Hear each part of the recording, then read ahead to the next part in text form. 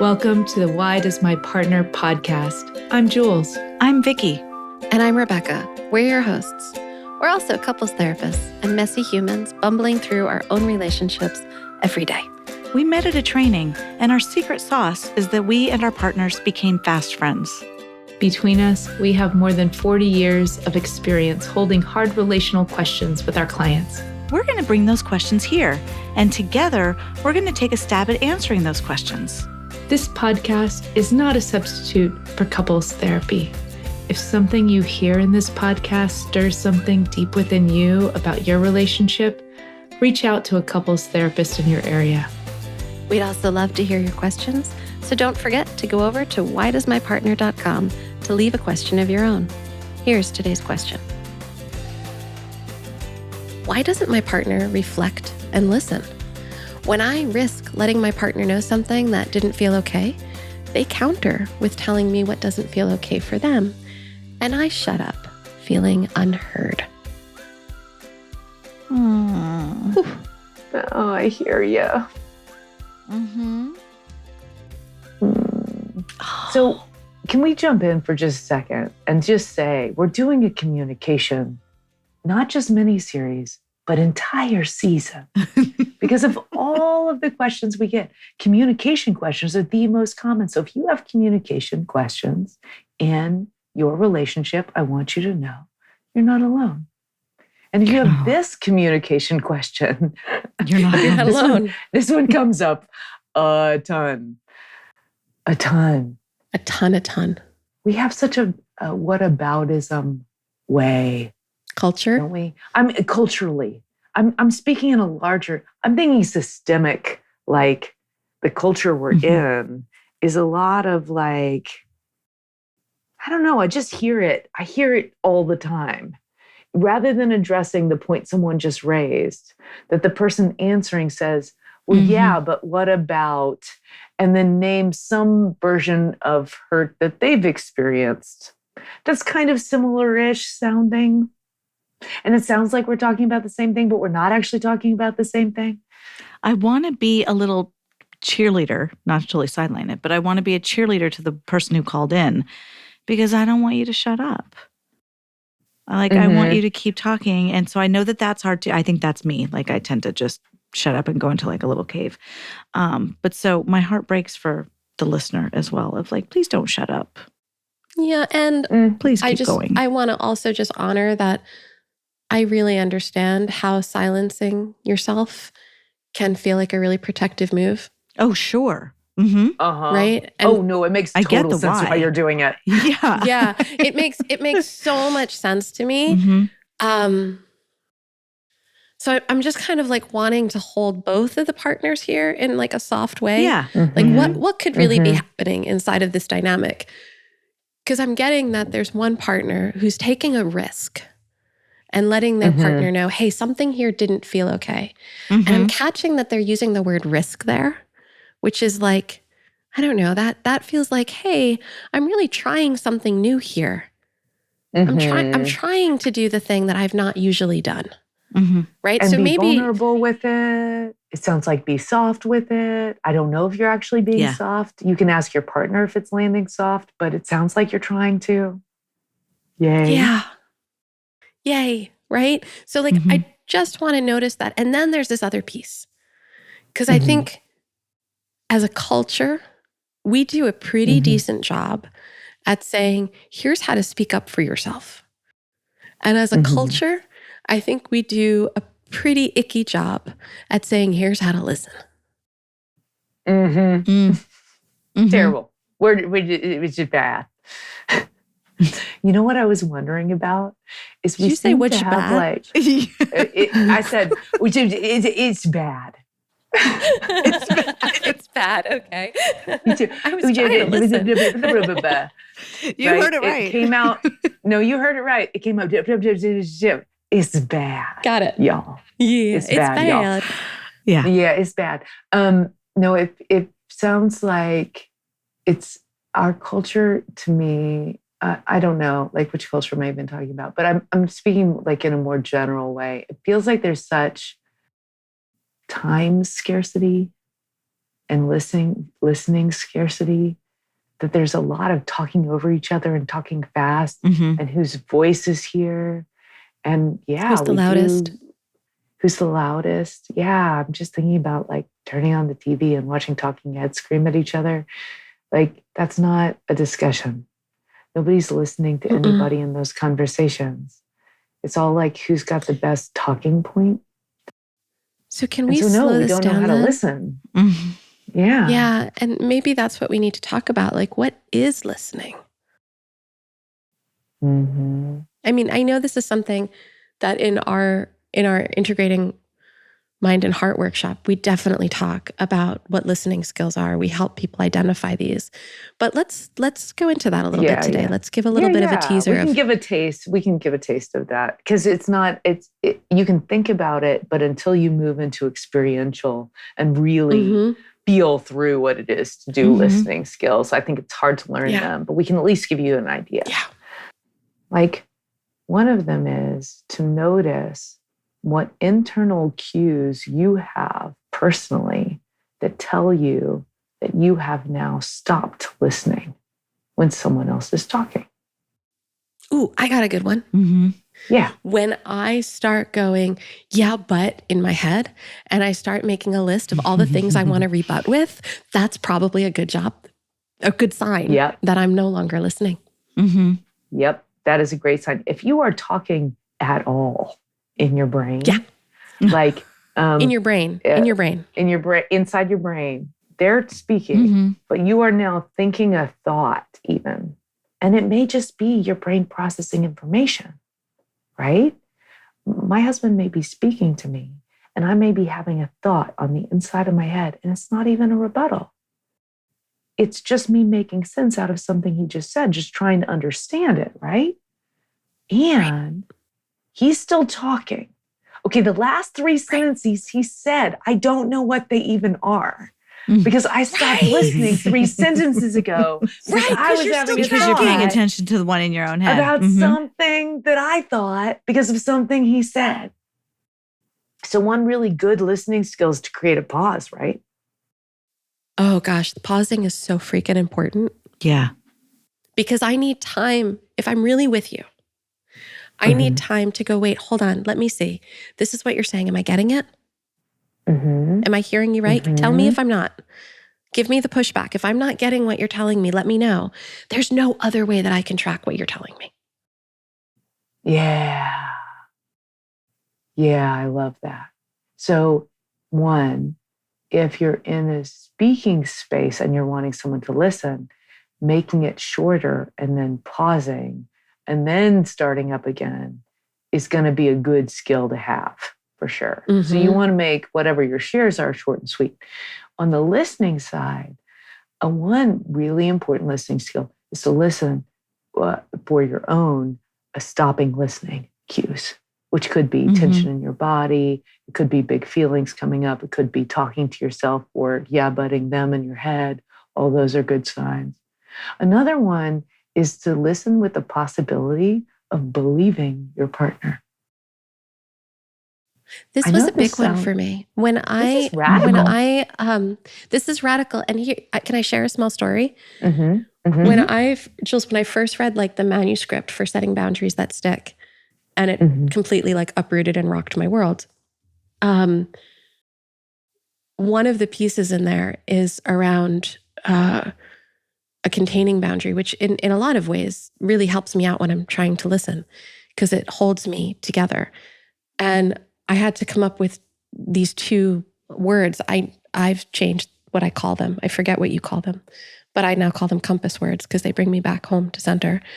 And one of my words, my relational intentions word, actually was like trust.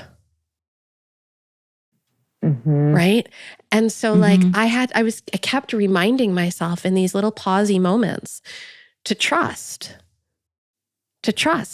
And so like it turned on like, I'm sitting there and I'm having this hard conversation with my partner and he's saying something to me. And in my head, I'm going, he's so wrong. I can't believe this is so, and I'm just like cutting him down in my head. And then my practice showed up. And this is like where my my little gesture started to come through in my hand. And then I remembered to say my words. And when I said the word trust, I went, oh, wait, hold on. I've actually got to listen to what he's saying and trust that something might be true here. Yeah. And then I actually heard what he was saying, and something was kind of true there. And whatever I was doing in terms of cutting it down didn't matter anymore, because something was actually true with what he was saying that I could trust. I could trust that he knew something about himself. Yeah. About his experience. It didn't have to be mine, but he knew something about his experience. Trust is so, trust that the person that's talking knows something about what they're sharing in their experience with you. It doesn't need to be your reality. I also want to make something explicit, because I think in my own head, I don't use these terms as explicitly on the podcast anymore, but be it call it first consciousness, your unintegrated brain, the impulse one. I'm realizing system. as we're talking right now that I can't listen from there. That I can only listen from my integrated brain, because otherwise, you have to have that state. I'm like 100%. Yeah. Otherwise, you're not listening. So it's like, which exactly. brain I'm state realizing am I that right in? now. Yeah. Which leads me to another listening skill. If your partner is trying to share something with you, then you could be honest with them about whether or not you are willing to take on listening role right now. Because if I take on listening role, what I'm saying is I'm putting my needs and view of this aside for a minute so that I can pay attention to you. Here I am, being with you in your experience. And so I could say, oh, sweetie, this sounds super important, and I do want to hear it. And I got to be honest with you. I had a hard day, and I just can't today. I can't do this in this moment. I will check back in with you tomorrow. I will check back in with you later tonight. Just let me hold on, take care of me for a minute so I can actually show up for you. Because actually, we don't talk about this a whole lot. Like, I'm thinking culturally, because we don't talk about listening, but listening is vulnerable. Listening is so vulnerable. To be able to listen, I need to be able to put myself aside for a little bit. And I need to really take this big risk of making myself available, like being in an integrated enough brain state that I am not beating myself up. I'm not judging you. I'm not judging myself. I'm not going into a shame pit with what I'm hearing you say. I'm not moving into a fight, flight, freeze kind of place.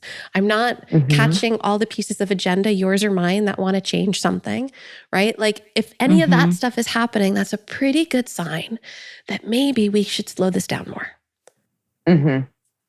Right? Because I probably need, if that's me trying to listen to you, then I probably need to do a U-turn and check in with myself about what's happening that's making this hard for me to listen to. Right? Yeah. So I like to check with like, what is happening in my body right now? Like, do I feel like I want to run out of the room? Is my skin screaming? Do I have the capacity to sit and be kind of relaxed? And when I hear you saying something about the way that maybe something I said landed on you, can I take that in and get curious about it? Or am I feeling immediately defensive and maybe judgmental towards myself or towards you? Because these are good signs about what brain state I'm in. Right, exactly. And there are brain states that are more available for listening, and it is hard to stay in them because it is very vulnerable, which is why I like to add in a psychological boundary for folks. If you need reference to that, you can go back to the boundary mini-series. We do a whole thing on it. But having that psychological boundary so I can hear it not as everything you're saying is truth about me necessarily, but it's probably truth about you and your experience. So that can be a really important thing to take on when you're saying yes to taking on that job of a listener in that moment. Totally. I want to tie something in almost simplistically, because this listener was saying, why isn't my partner reflecting and listening? I'm guessing because your partner is feeling threatened in some way. I don't know why. I'm not defending it, but like your partner has gone unintegrated, which means they've detected danger. Yeah. Yeah. Mm-hmm. Yeah. They're freaking out about something, right? And I don't mean that in a bad way. I'm just, But the freak out could be a lot of I different just like how you things, right? phrased it differently than I did. A shame attack could be a freak out. I don't want to sit with Yeah. grief, or I need to avoid something that doesn't feel okay, could be part of what is making them leave. And so like this is where like for me, communication gets a little bit tangled with grief avoidance. Because, for sure. because we struggle to listen when we struggle to sit with grief. Yeah. Can you say Vicki, more? you're making, I was noticing your face. Well, I got confused. the places I think where we really struggle to drop into that vulnerability and to listen to, oh, there's an ouchie here between us. There was something that didn't feel good, right? Okay. Typically, the things that get in the way of those things, in my experience, are I don't want to acknowledge that I caused you pain. It doesn't feel good to me that I might have done something that caused you an ouch. And so I'm either going to go into a shame spiral or I'm going to turn that around on you. Yep. And in both situations, I'm not really listening to the pain. Yeah. Right. No, I've stopped listening to your experience. Now I'm in defending against my defending. Yuck. Yeah. And by the way, I just want to make sure we highlight, what you're talking about is a subcategory of grief, remorse. Right? So when somebody moves into remorse, what are we actually saying yes to is grief. Grief that I moved out of my own integrity, grief that I caused you, someone I care about and love and cherish, harm or hurt in some way, facing the reality that I impacted you in a way that was hard. All of that's grief work. And we have another word for it when it comes to, oh no, I did something, and that's remorse. So just to sort of pull that out. As we're thinking about I remember this. This was a few years ago, and you'll know why I know that. I was talking to Gabe about some couple I was working with, actually, and no, he's not a therapist.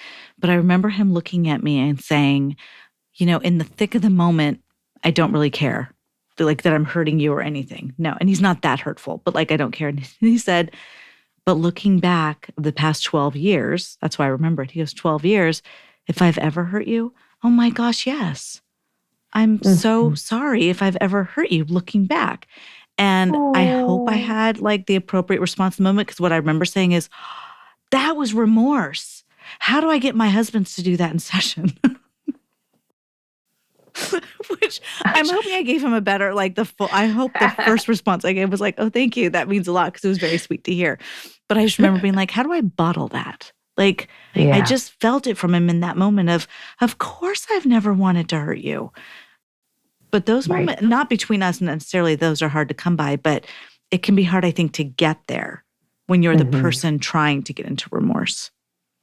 Well, I think you're that's trying to get the into thing remorse. right there. I think the trying to is the thing that keeps us out of it.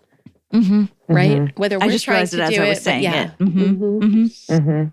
Remorse can come very naturally if you let it.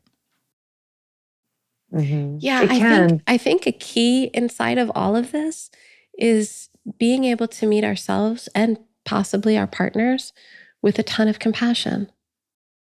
Right? And when I'm in that speaker role, I especially want to be thoughtful about that, because often the listener role is really, really vulnerable. And if we're not having compassion for what we're asking and some awareness of what we're asking for, it can be easy to move into a blame or into a discounting of the effort when it didn't go that great or like we were hoping it would go.